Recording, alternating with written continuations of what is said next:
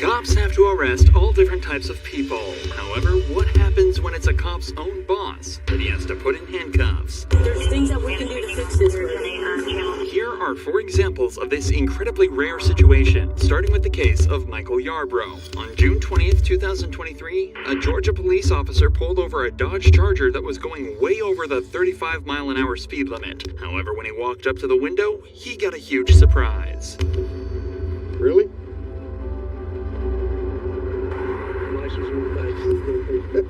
Yeah.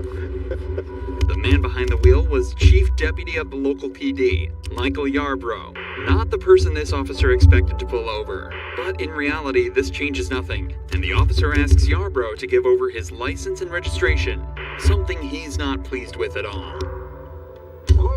Guess who I just pulled over? Who? Yarbrough. Yeah, the chief deputy driving a Dodge Charger, a souped-up Dodge Charger belongs to the sheriff's office. I just clocked this at 96 in a 35. What was the issue? I mean, why is he speeding? No reason. He's in an unmarked car. He just got a high horsepower car and decided he wanted to play. It's your traffic stop. You do what you think you should do. I mean, I'm not telling you one way or the other. You can do a 96 and a 35. Okay. Well, you know I don't care for him, so I'm gonna ride his. If body cams weren't around, this stop could have gone a totally different way. But it seems like this officer isn't the biggest fan of Yarbrough and decides to issue him a citation for speeding. For some, handing your boss a $500 fine is a dream come true, and it looks like it's the same way for this officer. Sir, here's your ID back. This is your copy of the citation. If you would sign right here. It's got a court date, time it's must appear. Please slow down and have a safe day. In Georgia, speeding tickets are priced based on how much you're exceeding the speed limit. For example, if you're over 24 miles an hour over, you're looking at $500 in fines. However, there's an extra super speeder charge you're liable to if you're going as fast as Yarbrough was. But it looks like this officer decided to mess with his boss even more, as this ticket excluded the extra fee, but instead required him to appear in court. After the incident, Yarbrough was also suspended for 40 hours without pay. However, that's just a fraction of what Corporal Scott Bertzik was hit with after crashing his car while drunk. Reached out for my lighter, slammed into his ass. Cool. No, not really. Not really. Are you okay? Oh yeah, no, I'm good. Your car's fucked up. No, absolutely. Which I just fucking fixed. Obviously, Brooke and Scott are familiar with each other, and curiously, Scott holds nothing back when describing exactly how the incident went down.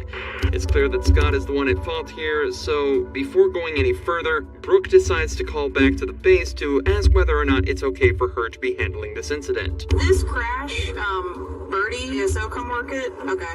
I can't remember. It's been a long time since I've worked a crash with one of us in it, so... No, he's not on duty. He's in his POV. I just didn't want there to be any, conflict of interest type issues. Alright, that was it. I just want to make sure. Yay, bye. Damn it, Birdie. Brooke is given the go-ahead and told that there should be no issues with her handling this case, but that was before she noticed this. You good? Wait. Huh? Wait on his way. He's not coming.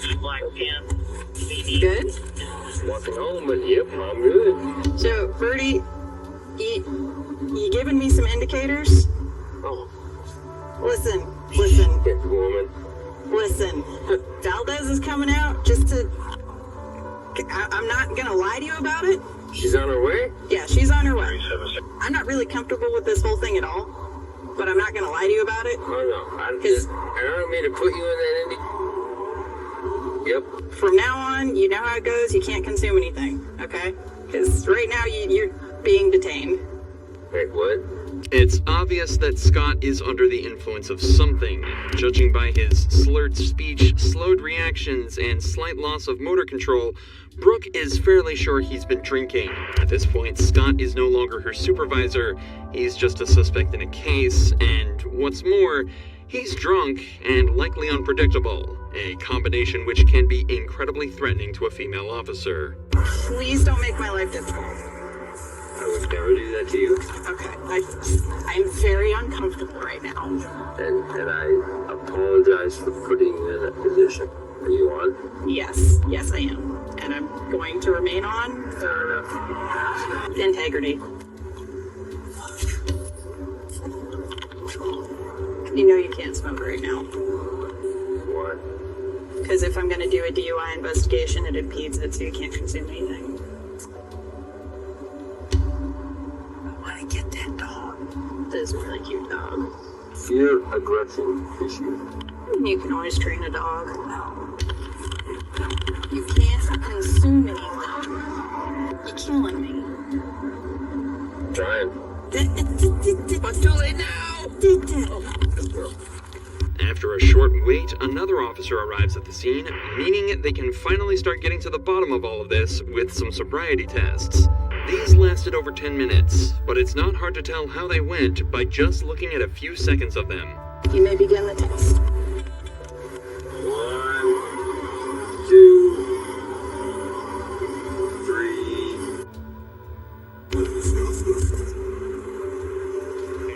Judging by this and the overwhelming amounts of evidence against him at this point, the officers thought it was safe to conclude that Scott had been drinking that night and decided it was time to put him in cuffs. Something he was far from happy about. There's things that we can do to fix this. Fucking everything. It's got the hinge locks. Despite Scott being one of the most polite and respectful suspects ever on this channel, he was actually hit with a better sentence than the majority of criminal cops. After blowing a .156 back at the station, he was charged with driving under the influence and damaging property. He was ordered to pay just under $1,000 in fines, serve 50 hours of community service, and take multiple substance abuse and DUI classes, and had his driver's license suspended for 6 months. He was also sued by the driver of the vehicle he hit, and a cash settlement was reached. And on top of all of that, he also was suspended without pay for a week and given a last chance agreement, meaning one more slip up and he was out for good. Realistically, that's exactly how one of these cases should be handled. But when New Mexico police were put in the same position, they instead showed just how corrupt America's cops can be. I'm not gonna arrest you tonight. Had any, I just say don't drive. This cop pulled over a truck in Lordsburg after suspecting the driver may have been drinking. However, after walking up to the window, he was hit with a wave of shock and disappointment. Hello. Glenda. The reason I pulled you over, because you were kind of swerving back there. You're good? The driver was the city's mayor, and this was the 3rd time she's been pulled over for this exact offense. And what's worse, she was driving like this with her foster child in the car. You have your registration and your insurance, please? You okay, bud? Yeah? The cops are now in an extremely awkward position, but after a short chat, they decide that they should proceed with the stop normally and do their jobs, at least for now. Hey, Glenda, do you mind stepping out of the vehicle while we go over if you pick her up on my unit real quick? How much should I be paying? 3 or 4? 3 or 4? Okay. As Glenda exited the vehicle, both of the officers noticed a strong smell of alcohol on her, and she quickly admitted to having a few drinks that night. Her slow speech and movement implies that she's definitely over the legal limit to drive, but this is the 3rd time she's been pulled over for driving drunk. Will this really be the time she's punished for it? This officer certainly thinks there's a chance. Let me just get Get who? You know I'm the type of cop who doesn't get brakes, okay?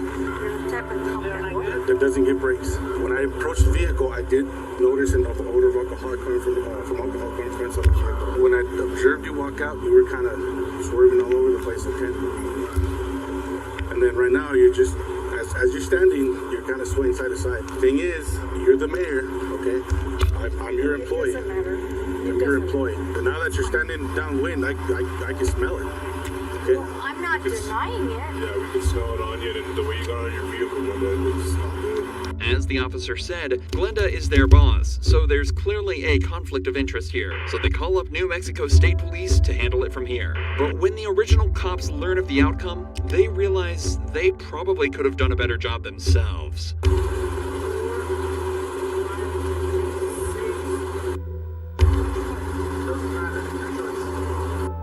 So, you're right there at that point. I don't think you're quite over the limit off of the clues that I saw, but I think you're right close to it. Where the limit might be .08, I think you're about .06. My house is literally Right. right around the corner. I'm not going to arrest you tonight. Okay? saying, but if you've had any, I just say don't drive. Somehow, despite all the clues that the first two officers picked up, the state cops decided she wasn't over the limit when they arrived and was therefore free to drive. Now, there's obviously the debate of corruption here, given that she's the mayor, but let's take his word as fact for now. The cop decided he thinks Glenda is at a .06 right now, but this was an hour after the initial stop was made. Taking into account that your blood alcohol level drops at a rate of around .015 an hour, Glenda was getting extremely close to the coveted .08 she'd be charged for. You may also be wondering why the cops didn't just use a breathalyzer to test her blood alcohol level immediately. The answer there lies in the Fourth Amendment. Cops have to provide probable cause that a driver is impaired before they're allowed to collect chemical evidence that proves this. That's what the sobriety tests are for. The combination of these two problems is what led to Glenda going home that night instead of to jail, why this is her third time being pulled over for this, and why it probably won't be her last. But unfortunately for this next boss, his employee wasn't so kind when it came to his DUI stop. Stay in your vehicle. Back in your car. Drunk? No, Captain. Huh? A what? Captain. A what? The big. Don't reach in your pocket. Get back in your car. Have a seat. I will. I'm not. You been drinking tonight? I just got a ride. You been drinking tonight, sir? I'm a captain of the police department. What police department? Oklahoma City. What division? Investigations. How much we had to drink tonight, sir?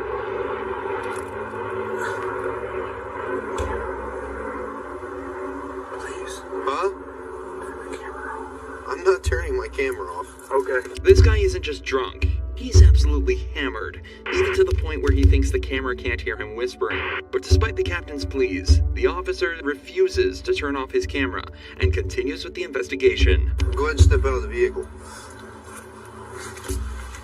You gotta be kidding me. How much we drink tonight, sir? I was at a poker game. Uh-huh. Because you're swerving all over and when you turn off here, you didn't use your signal. I'm sorry. How much you drink at your poker game? Not much. Not much. How much is not much? I don't know. Beer? Liquor? How Beer. many beers? 3 or 4. 3 or 4? How long ago was that? It's been going on a while. How long ago did you drink your last beer, sir? What time is it now? It's 0140. Midnight. You think you should drive it? No, but I came from 4 blocks. Your mom lives here. I live here. You live here. Yes. Come over to the rear of your vehicle. Okay. You got any weapons or anything on you? I do not, sir. Those must have been a strong few beers, as not only was he stumbling over his words, but apparently also swerving across both lanes on his way home. The captain is then searched and told to stand in the open where he's tested on his balance and sobriety. Hands down by your side, please. Look straight ahead. You see the tip of my pen, sir? I do. I want you to follow the tip of my pen without moving your head, okay? Come over here where it's a little bit more level. I'm going to demonstrate for you first. While I'm demonstrating, I want you to stand with your feet together, hands down by your side, just like this. All right, sir? What's your name? Matt French. Matt French. Mr. French, stand just like that for me. When I tell you to begin, okay, I'm just going to demonstrate for you first. I want you to pick a foot of your choosing. It doesn't matter if it's your left or your right foot. I'm familiar.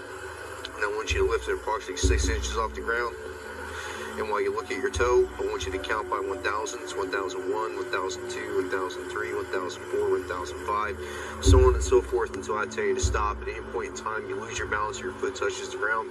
Just go ahead and pick your foot back up and continue to count, okay? Do you understand these instructions I've explained to you, Mr. French? You may begin. 1,000.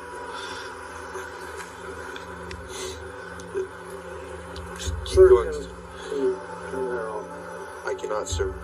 please. I know you're aware of our body cam policy. You know I cannot turn off this body I cam. do, but I'd like to talk to you. I can't do that, sir. Please. Are you going to do the test or not? Will you please talk to me? I'll talk to you once You we're can done. turn it off, you can turn it on. I can turn it off once I'm done with my investigation, sir. Okay. I'm a captain on this police department. I understand that, sir. I get And I am that. a sergeant on this police officer, and I I've am taken not. an oath to uphold the law. I I don't am show not- favoritism to anyone, regardless. I don't I- care if you're a Sir. gangbanger or the President of the United States. Sir, I'm not asking you for that. If I was to treat you differently than I was to treat like some Southside loco or some pedo, how's that look on me? Okay, I'm not asking you for that. Because I wouldn't do that for any of them. Even as the captain begs him to turn his camera off and just talk, the officer stands his ground and states that he has to treat everyone the same or his job and livelihood could be at risk. He's showing a fantastic amount of integrity that unfortunately we don't get to see too often, likely due to people like this trying to pull rank. They then continue with the third and final test, involving simply walking heel to toe for 10 steps. Alright, anytime you're ready, you may begin. 1, 2, 3, 4, 5, 6, 7, 8. 1, 2, 3, 4, 5, 6, 7, 8, 9. Alright, go ahead and turn around for me. Put your hands behind your back. Are you gonna arrest me, sir? Yes, I am. Can I talk to you? Go ahead and put your hands behind your back, sir.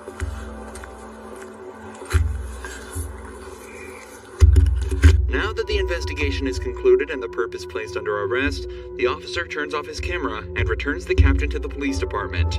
Not only was he suspended from his position as Oklahoma police captain, but he was also hit with the regular punishments for DUI, likely amounting to a small fine and a few months in jail.